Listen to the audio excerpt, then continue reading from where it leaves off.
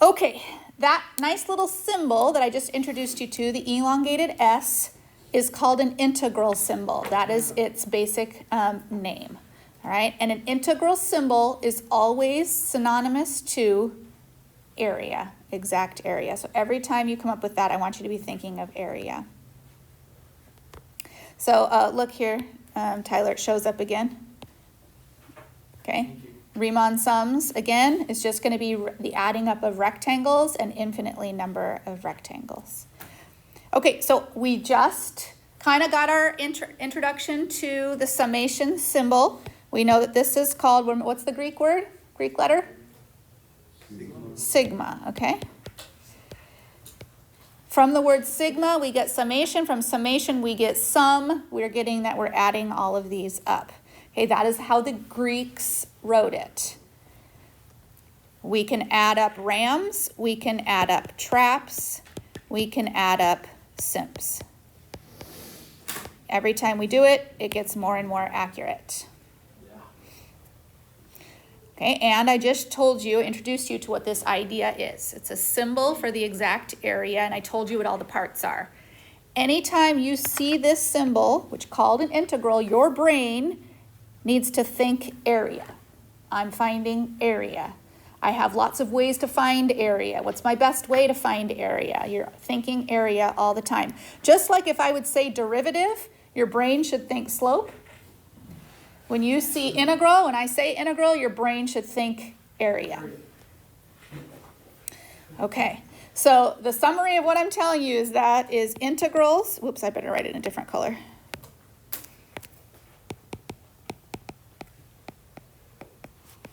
Integrals are synonymous to area.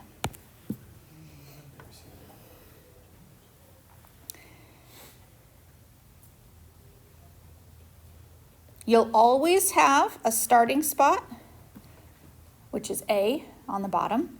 You'll always have an ending spot, which is B. You will always be given a function. It can be a trig function, it could be a parabola, it could be a square root, it could be a log, it could be any function, and you'll always be told what axis it is. I'll tell you what the D means, but you don't need to know that for right now. But what that is, when you see that, it means the exact area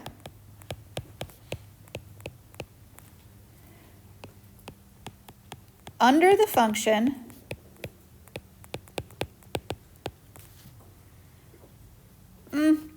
erase the word under. Change it to between. Between the function and the x-axis from A to B. All right, that has to be your understanding. Now, before you got to this class, what shapes did you know how to find the area of? Squares. Squares. What else? Rectangles. What else? Circles. Good. Triangles. Awesome. Okay. How about, I know you learned in geometry how to find like a pentagon, hexagon. Okay. It's okay. Because a pentagon is just a bunch of triangles. A square is a bunch of triangles. All right. I need you to remember how to find the areas of circles, rectangles, triangles, and trapezoids. Okay, we already talked about all of this. You'll hear me say words like integral. We'll talk about integration and what that means in the context of a math class. We'll talk about the integrand, but this is integral. These are all the languages that you'll hear. Okay. We've seen this before. It only works if the function is continuous. If it's a broken function, if there's any gaps, breaks, asymptotes, then the integral doesn't work. You can't find the area because it's not bounded. If it has a break in it, then the area can spill out the hole where the break is, okay? So it has to be bounded on all sides. Let's see. What do I need you to know from this one? Oh, here. I need you to know closed, it has to be a closed interval. Okay, again, because we wouldn't have a boundary if it wasn't closed. I need you to know, oh, this one right here. We talked about it already. This sign here is a negative. When will the area turn out negative? Okay, good. And that's exactly what's written here. When f of x is below 0. So when the function dips below the x-axis, then the area is considered negative. Yeah? So is that at any point if the function goes below, or is it like if it's completely below? No, at any point, then that section would be, section. you do it section by section. Okay? All right. So for example, right here, here's two different rectangles. One rectangle is going to be a positive and one rectangle will be a negative because one rectangle is fully above the x-axis, the other rectangle is fully below the x-axis. All right, we good? Okay. How do you do that? No, not with a calculator, okay? There's no calculators going to be allowed. So I need to understand what this means, okay? Do you have an understanding? Okay? It means the exact area where? Between? No, that's from A to B. Between the function. What's the function? 7. And? The x-axis. Okay, what does the function 7 look like? Okay. And the x-axis? From? What shape is that? Okay, so your understanding is going to be geometric. You're going to think, oh, this means the function 7. This is where f of x equals 7. This is the x-axis. And I'm starting at A and I'm going to B. So I want the area between those from there to there. So that creates a closed. So then what would the answer be? Well, it's a rectangle. How do you find the area of a rectangle? Okay, let's use different words. Base times height. Does everybody know what the height is? 7. Height is 7. What's the base? B minus A. B minus A. B minus A. Right, that's the base. So the base is B minus A. The height is 7. And I'm supposed to write the exact area that's trapped between that. So the answer to this question is base times height. So B minus A times 7, or 7B minus 7A. I didn't need a calculator, I just needed to understand what it means. So this is what I'm talking about. You got to think geometry. Okay, let's try the next one. What does it mean? Okay, somebody try it. What does this mean? Andre, you want to try it? What is the area? What is the exact? What is the exact area between 7x and x? Okay, because 7x, what does 7x look like? Oh, it's a line. Okay, it's a line. It's pretty steep because it has a slope of 7, so it has a line like this. And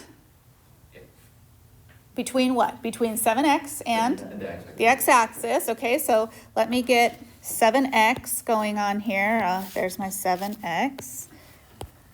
Okay, and the x-axis. Okay, there's my x-axis, because where does 7x intersect the x-axis? At 0. At 0, 0. Okay, so there's, all right, there's the x-axis. Okay, from A to B. A to B. Now, why is there that little inequality there? Because it's saying that it's always positive. It's saying that A and B are both, you don't want one A, don't want an A on the negative side of the origin. They're both on the positive side of the origin, and A comes first and B comes second. So here's A and here's B. Okay, what shape do we have? Okay, it's not a triangle because I don't go to 0, 0. My shape is a trapezoid. So what do I need to know to find the area of this trapezoid. I need to know the base, right? What's the base? B minus A. Okay. And what else do I need to know about this trapezoid? I need to know the height on both sides. Okay. So I need H1 and I need H2. Does anybody feel confident about either one of those? How do you measure how tall that is? 7a. Because the function is 7 times whatever x is. 7x is 7 times whatever, and x is a. So the other one has to be 7b. So then how do I express the exact area of this trapezoid now that I know the base and the two different heights? 1/2 times the base B minus times 7A 7a plus 7B. plus 7b, the two heights. So that's your geometry. 1/2 base times each height added together. Okay? Now, they have a 7 in common, so I could pull the 7 out and have 7/2 times b minus a and a plus b. That's the difference of squares. So I could say b squared minus a squared when I FOIL it out. All of those are fine. All of those would get full points. All of them are equivalent. I'm just saying, what if you're looking for a multiple choice and you got to find the right one, right? Okay, so it could be. So if it's a free response, you can leave it however you want. But if it's a multiple choice, you're going to have to hunt for the right one. Yeah. Free response doesn't require to be the simplest one. Correct. Okay, let's try again. Okay, how about this? What does it mean? Okay, Sam, try it. The exact area between 7 theta and axis theta. The theta axis. All right. Do I do that any different than I do the x-axis? And the answer is no. Theta is just a variable. It's just a Greek variable, but I do it exactly the same. So 7 theta looks the same as 7x. Okay, there's 7 theta. And here is the theta axis. Okay, from? From -2 to +5. So what do I get geometrically? Negative How many shapes? 2. 2. What 2 shapes? 2 circles. A little triangle and a big triangle. Okay.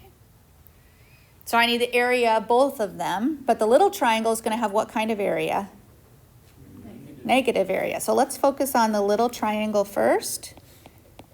What is the, because I need to know the base. What's the base of that little triangle? 2. Okay, and then what's the height of this little triangle? And remember what function it's on.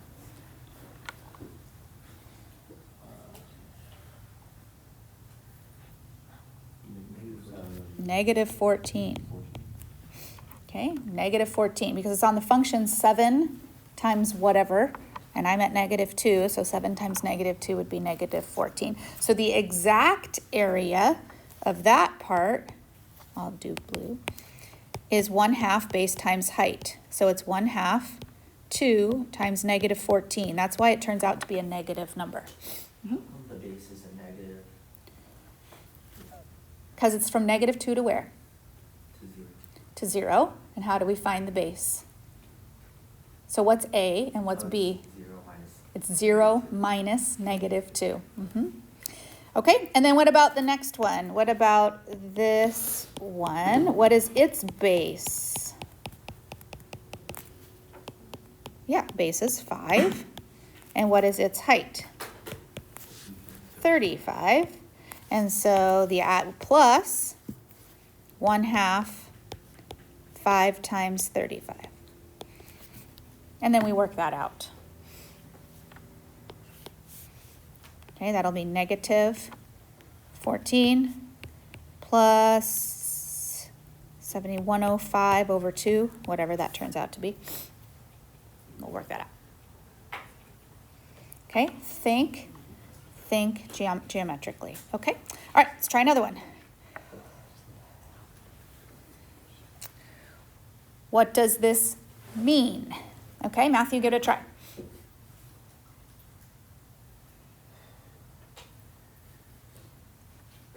I forgot the words to the total value, The exact area. exact area, between the function of square root 4 minus x squared Mm-hmm. and the x-axis Okay, from?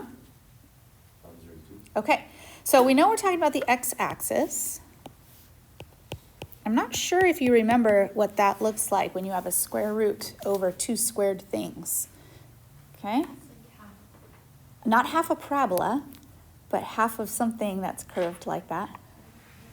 It's half a circle. Okay? It's half a circle. Okay? It's half a circle with radius what? Radius 2 because of the 4. So this is 2 squared minus x squared. And so this is half a circle, and it goes from -2 to +2, so it's this.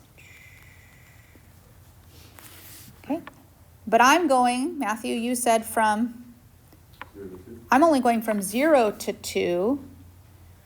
So what I'm looking for is, you said the exact area.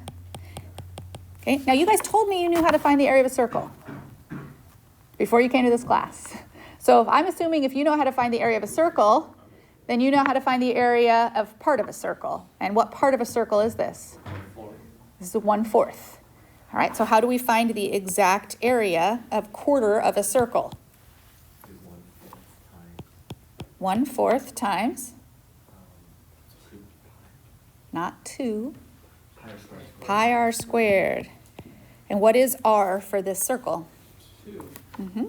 So 1/4 of pi times 2 squared, because the radius is 2. That's 1/4 of pi times 4. So what's the answer to the exact area? Pi. The answer to the exact area between that portion of the circle and the x-axis from 0 to 2.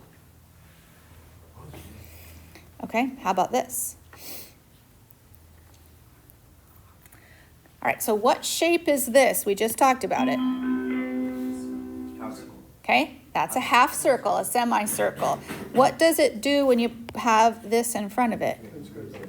Translates it up 2. So instead of the circle being on the x-axis like this, the circle has been moved off the x-axis up here,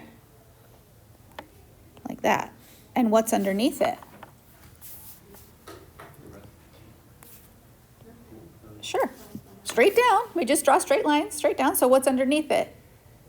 A rectangle. So it is a semicircle sitting on top of a rectangle. And you told me that you knew how to find the area of a circle, and you told me you knew how to find the area of a rectangle. So I assume that you know how to find the area of a semicircle sitting on top of a rectangle. So that's going to be base times height for the rectangle and 1/2 pi r squared for the semicircle. So let's look at the total for that. That's going to equal, okay, the base is going from -2 to +2, so the base would be 4. And the height, we shifted it up 2 units, so the height would be 2. And then we're going to add 1/2 pi times the radius squared, and we know that the radius is 2. So we're looking at 8 plus 1/2 pi times 4, or 8 plus 2 pi. So it's super similar. If you have this kind of equation, we're just want to notice the difference is this subtraction here, which means we're not dealing with the upper half of a semicircle. We're dealing with the lower half of a semicircle. So we're looking at this semicircle, the bottom half like that, going from -2 to 2 because of the because of the radius. Okay, and then we're going to move that up 2 units. So it's going to move up here 2 units. So our semicircle will be above the x-axis. And then if we go straight down, we've got these pieces. So it's more like a rectangle with the area underneath it is what we're looking for, because we want the area between the semicircle and then we want and the x-axis. So this is a little bit different because it's going to be the rectangle minus the semicircle. So our area is going to be base times height minus 1/2 pi r squared. So the base times height of that rectangle is still 4 times 2. We're still going from -2 to +2, and the height is still 2. We moved it up, but we're subtracting the 1/2 pi r squared. So we're looking at 8 minus 2 pi instead of 8 plus 2 pi like we had last time. Okay, to finish up, we want to look at a sine graph, which is a wave that you should know. And so I want you to understand, what this means. So we're talking about the area between a sine graph, okay, and the x-axis from 0 to pi. So we're looking at this area right here, and that area we are told has an overall value of 2. So that shape overall is 2. So that would lead you to be able to answer the next question. So the next question is, what is the exact area between the sine graph and the x-axis? But if you go all the way from 0 and you end at 2 pi instead, because the upper boundary is now 2 pi. So how would that work? Well, this given area right here is 2, but the area below the x-axis is, we know to be negative. So that is -2. So the combination of those means that the answer is 0. They cancel each other out. They negate each other. So you can totally use that same idea for cosine graphs as well.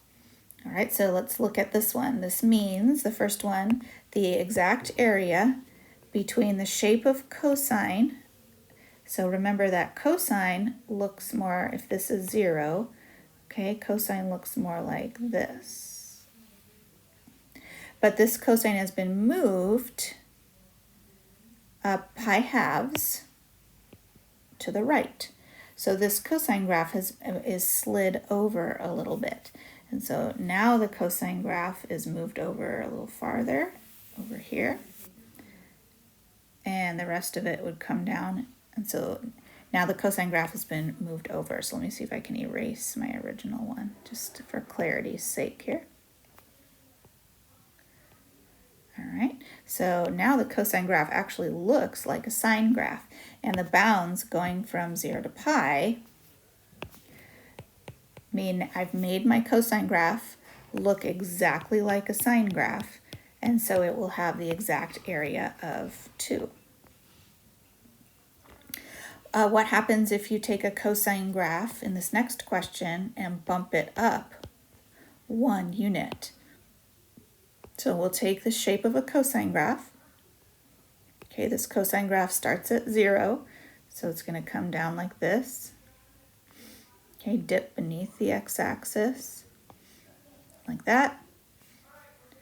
And so that's 0 to 3/2 pi right now. And so what we have are a little bit of different shapes. We've got this much, which is half of what the original peak was, so that's a 1. And then we have this below the x-axis, so that is a -2. But this whole shape has been moved up 1.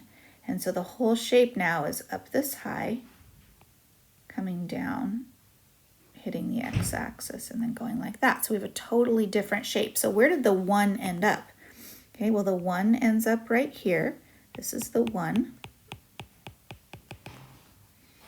Okay, where did the -2 end up? The -2 ends up right here. I should do that in black so that you can see it.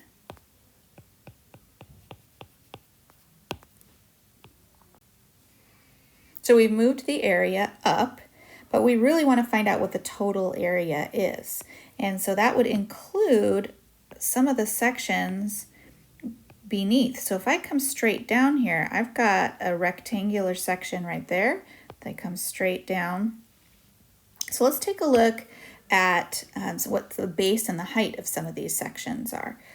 All right, so this first one, if we go between there two, we've got the base of 1/2, and we moved it up 1, so the height is 1. So that first section, let me shade it in red. Let me change my mind. Yellow. All right, so if we're going to do all of this, we have a rectangular section on the bottom whose base is pi/2 times a height of 1, and then plus the region of 1 that was sitting on top of it. All right, next, let's look at this rectangle. So I'm outlining it in red right now so you can see what I'm looking at. Okay, its base from 3/2 to pi/2, its base is pi, and its height is also 1. So that would give us another pi times 1. But we want to, from that rectangle that I just drew, we want to take out the 2. It's because we want to be left with just this part that's actually between the curve and the x-axis. So we're looking at a total of all of this area. So we have 2 different rectangles, and on one of the rectangles we've added 1, and then on the other rectangle we've subtracted 2. So the total altogether, if we add all of that up, is pi/2 plus 1 plus pi minus 2. And if you add up like terms, that'll give you 3 pi/2 minus 1. So that's the total exact area between the curve and the x-axis from 0 to 3 pi/2.